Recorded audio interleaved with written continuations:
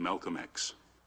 I think a lot of people are confused by the new Arabic name, El-Hajj Malik El-Shabazz. I've always had the name on my passport, Malik El-Shabazz, only I only used it in the Muslim world. Well, Hajj is a title that is given to any Muslim who makes the pilgrimage to Mecca during the official Hajj season. Well, will you now use Shabazz and drop X? I'll probably continue to use Malcolm X and I'll probably use it as long as the situation that produced it exists. You don't feel that Shabazz takes the place of X?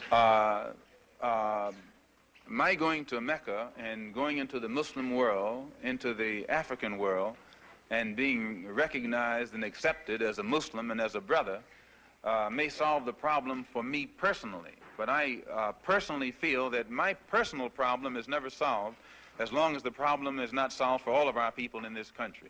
So I remain Malcolm X as long as there is a need to protest and struggle and fight against the injustices that our people are involved in this country. Are you prepared to go into the United Nations at this point and ask that charges be brought against the United States for its treatment of American Negroes? Oh, yes. Oh, yes, please. I think you're right in my chairman. The audience will have to be quiet. Yes, as I pointed out when I was during my traveling, that nations African nations and Asian nations and Latin American nations look very hypocritical when they stand up in the United Nations condemning the racist practices of South Africa and that which is practiced by Portugal and Angola, and saying nothing in the UN about the racist practices that are manifest every day against Negroes in this society. Even in South Africa, those Africans aren't faced with bayonets and aren't faced with police dogs. I would be not a man. If I was in a position to bring it in front of the United Nations and didn't do so, I wouldn't be a man. Malcolm, do you intend to lead the charge in the United Nations? Well, I find that to say you're going to lead something creates a lot of hostility, division, jealousy, and envy. I hope to work with any group of leaders or any group of organizations to do whatever is necessary to see that this problem is brought before the United Nations. Have you had any commitments from any nations in Africa to support you in such a move? I would rather not say at this time, but one thing I found in my travels, all of them look upon us as their long-lost brother. You realize the implication is that you have had such commitments when you say... This is your interpretation of what I said. One thing that I found in all of my travels was that all of the Africans, not only the Africans, but the Asians and the Muslims, look upon us as their long-lost brothers. And America had actually tricked many of them into a hands-off policy by giving them the impression that she was honestly trying to do something to solve the problem. My argument over there was designed to prove that it is impossible for the United States government to solve the race problem. It's impossible. Malcolm, on your trip abroad, you said you sensed a feeling of great brotherhood and that conceivably you would be working toward integration in this country now. At least this is what you're reported to have said. Have you any comment on it? I don't think that I ever mentioned anything about working toward integration. They haven't even got integration right here in New York City.